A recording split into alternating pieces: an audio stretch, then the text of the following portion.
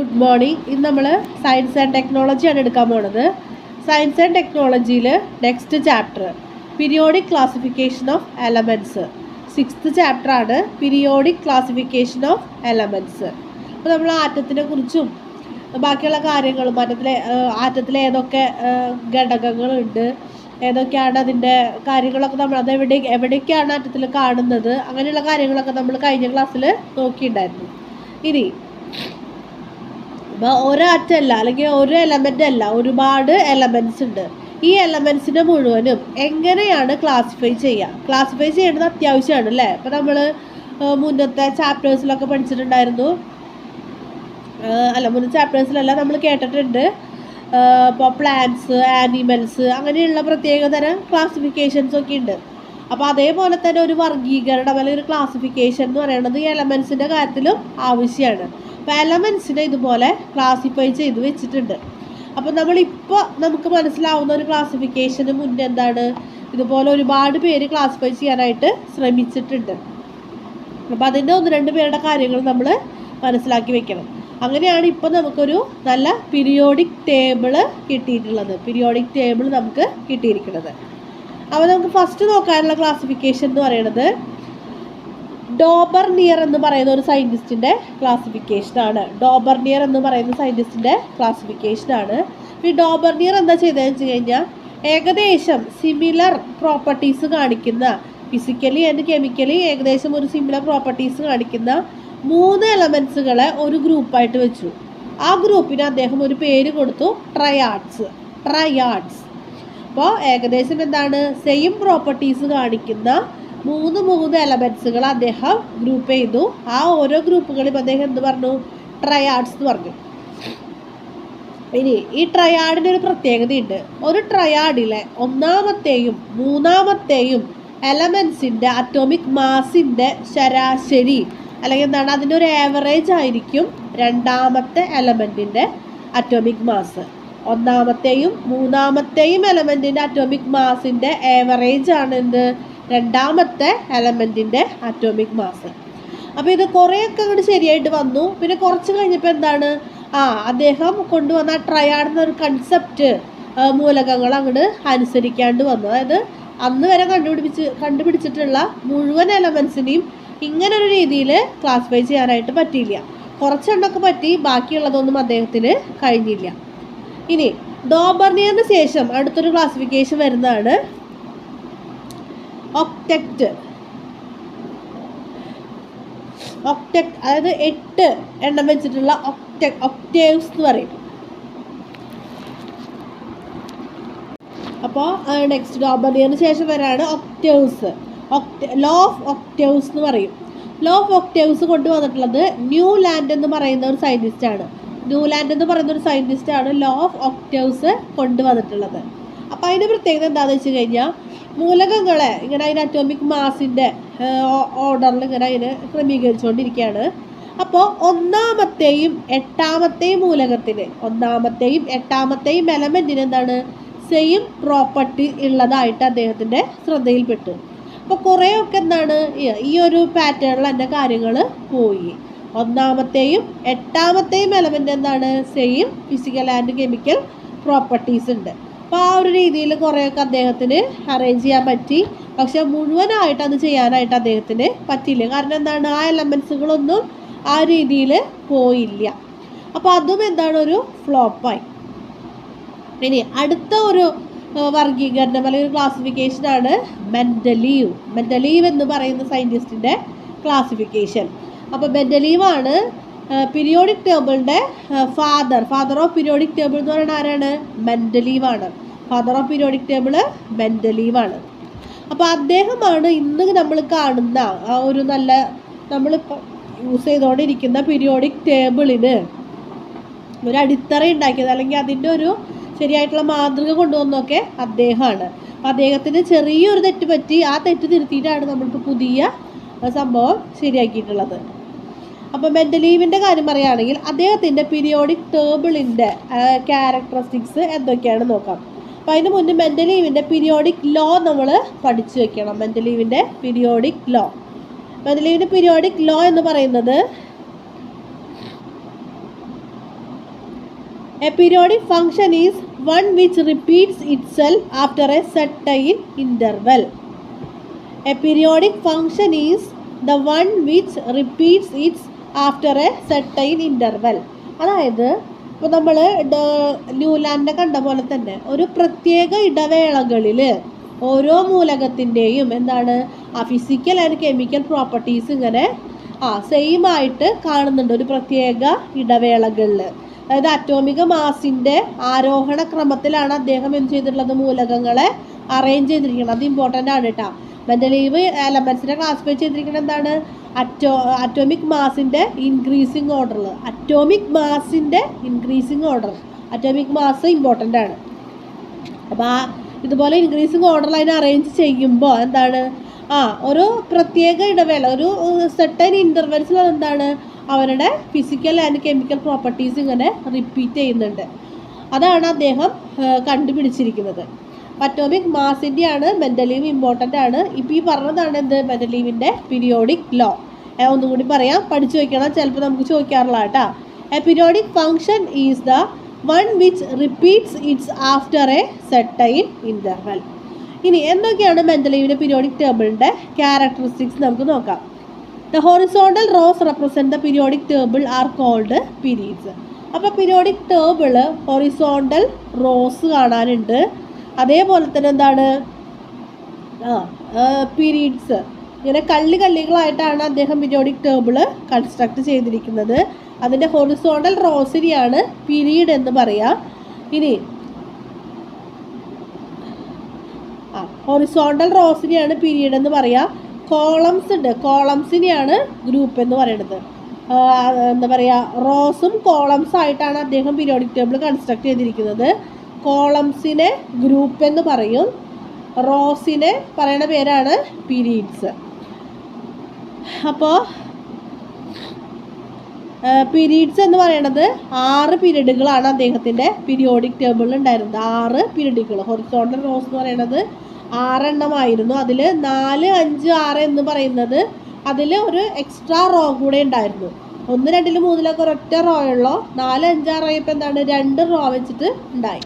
ഇനി ഈ കോളംസിൻ്റെ കേസ് പറയുകയാണെങ്കിൽ, അതായത് ഗ്രൂപ്പ്സ് എന്ന് പറയുന്നത് 8 ഗ്രൂപ്പാണ് ഉണ്ടായിരുന്നത്. 8 ഗ്രൂപ്പും 6 പീരീഡ് ആയിരുന്നു. 6 പീരീഡിൽ 4, 5, 6 അതിലെന്താണ് 2 റോസ് ഉണ്ടായിരുന്നു. പിന്നെ കോളംസ് ഗ്രൂപ്പ്സ് എന്നാണ് അതിനെ പറയണത്, അത് 8 എണ്ണം ഉണ്ടായിരുന്നു. അറബിക് ലെറ്റേഴ്സ് കൊണ്ട് അല്ലെങ്കിൽ റോമൻ ലെറ്റേഴ്സ് കൊണ്ടാണ് അത് കാണിച്ചിരുന്നത്. നമ്മൾ 1, 2 എന്നൊക്കെ ഇടുന്ന റോമൻ ലെറ്റേഴ്സ് വെച്ചിട്ടാണ് ആ പീരീഡ്സിനെ നമ്പർ എഴുതിയിരുന്നത്, ആ ഗ്രൂപ്പ്സിനെ നമ്പർ എഴുതിയിരുന്നത്. അപ്പോൾ ഒന്നുകൂടി പറയാം, മെൻഡലീവിൻ്റെ പീരിയോഡിക് ടേബിൾ എന്ന് പറയുന്നത് കോളംസും റോസും ആയിട്ടാണ് കൺസ്ട്രക്ട് ചെയ്തിട്ടുള്ളത്. കോളംസിനെ എന്ത് പറയും, ഗ്രൂപ്പ് എന്ന് പറയും. 8 ഗ്രൂപ്പാണ് ഉണ്ടായിരുന്നത്.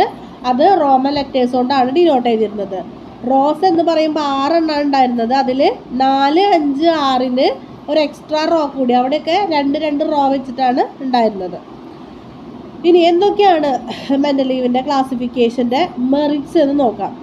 1, ക്ലാസിഫിക്കേഷൻ ഓഫ് ഓൾ എലമെൻറ്റ്സ്. അന്ന് വരെ കണ്ടുപിടിക്കപ്പെട്ടിട്ടുള്ള എല്ലാ എലമെൻസിനെയും ക്ലാസിഫൈ ചെയ്യാനായിട്ട് മെൻഡലീവിന് ഈ ഒരു വഴി സാധിച്ചു.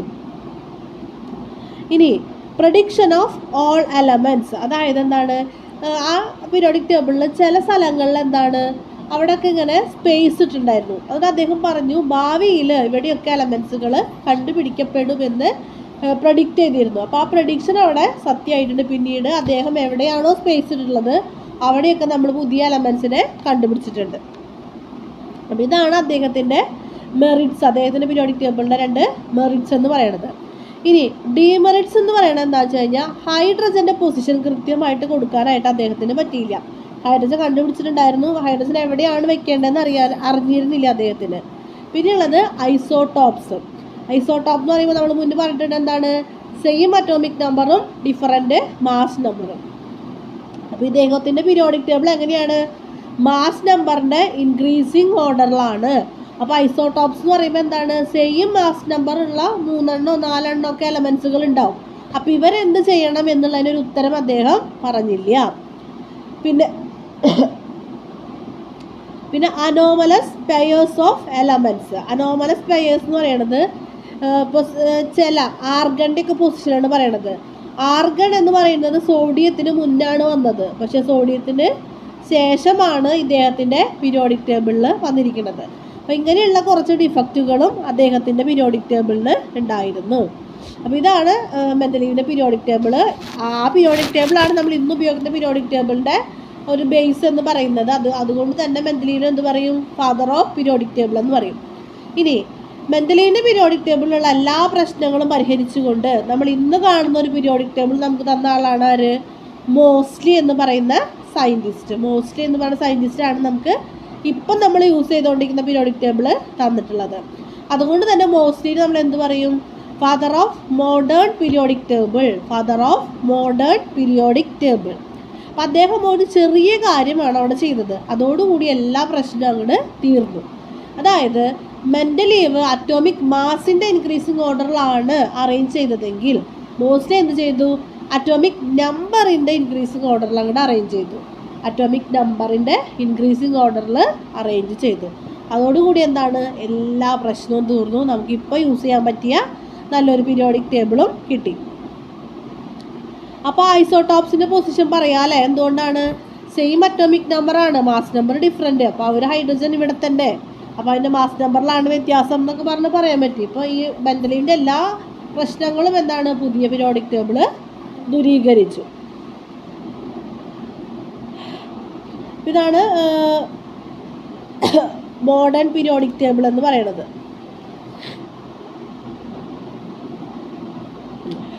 ഇനി മോഡേൺ പീരിയോഡിക് ടേബിളിൻ്റെ കാര്യം പറയുകയാണെങ്കിൽ മോഡേൺ പീരിയോഡിക് ടേബിളും ഇതുപോലെ തന്നെ എന്താണ്? കോളംസും റോസും ഉണ്ടായിരുന്നു. കോളംസിനെ എന്ത് പറയും? ഗ്രൂപ്പ് എന്ന് പറയും. നമുക്ക് 18 ഗ്രൂപ്പുകളുണ്ട്. മറ്റോടത്ത് മെൻഡലീവിൽ 8 ഗ്രൂപ്പുള്ള അവിടെ എത്ര ഗ്രൂപ്പുണ്ട്? 18 ഗ്രൂപ്പുകളുണ്ട്. പീരീഡ് 7 ഉണ്ട്. റോസ് 7 ഉണ്ട്. ഡബ്ലിംഗ് ഒന്നുമില്ല, 4, 5, 6 ഡബ്ലിംഗ് പോലെ ഒന്നുമില്ല. എന്താണ്? 7 പീരീഡ്, ഒറ്റ റോ ഉള്ള 7 പീരീഡുകളും 18 ഗ്രൂപ്പ്സ്, കോളംസ്, അതിന് പറയുന്ന പേര് ഗ്രൂപ്പ്സ്. ചുരുക്കം മനസ്സിലാക്കുക, 18 ഗ്രൂപ്പും 7 പീരീഡും. ഇനി പീരിയോഡിക് ടേബിളിൻ്റെ താഴെ 2 കഷ്ണം ഇങ്ങനെ ഇരിക്കുന്നുണ്ടാവും, 2 കള്ളിയും കൂടി ഉണ്ടാവും. അപ്പം അത് വേറെ പീരീഡ് ഒന്നുമല്ല, അതെന്താണ്? 6ാമത്തെയും 7ാമത്തെയും പീരീഡിൽ വരുന്ന എലമെൻറ്റ്സ് ആണ്.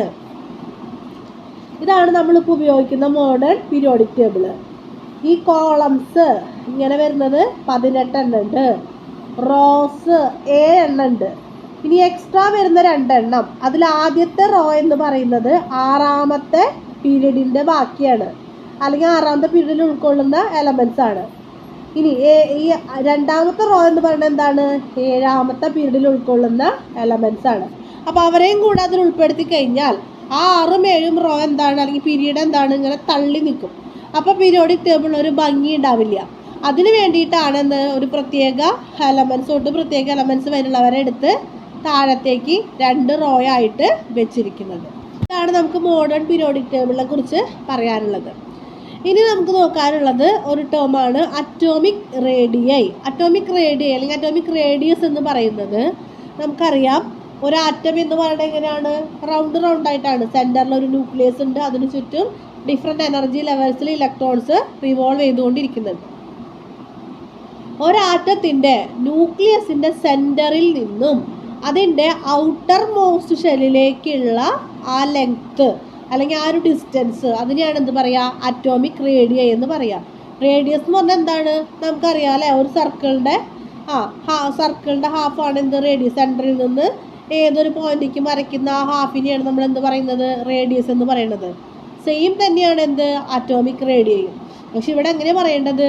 ന്യൂക്ലിയസിൻ്റെ സെൻറ്ററിൽ നിന്ന് ഏറ്റവും പുറത്തുള്ള ഷെല്ലിലേക്കുള്ള ഡിസ്റ്റൻസ്, ഔട്ടർ മോസ്റ്റ് ഷെല്ലിലേക്കുള്ള distance, the distance from the centre of nucleus to outer most shell, ഇതിനെയാണ് അറ്റോമിക് റേഡിയൈ എന്ന് പറയുന്നത്.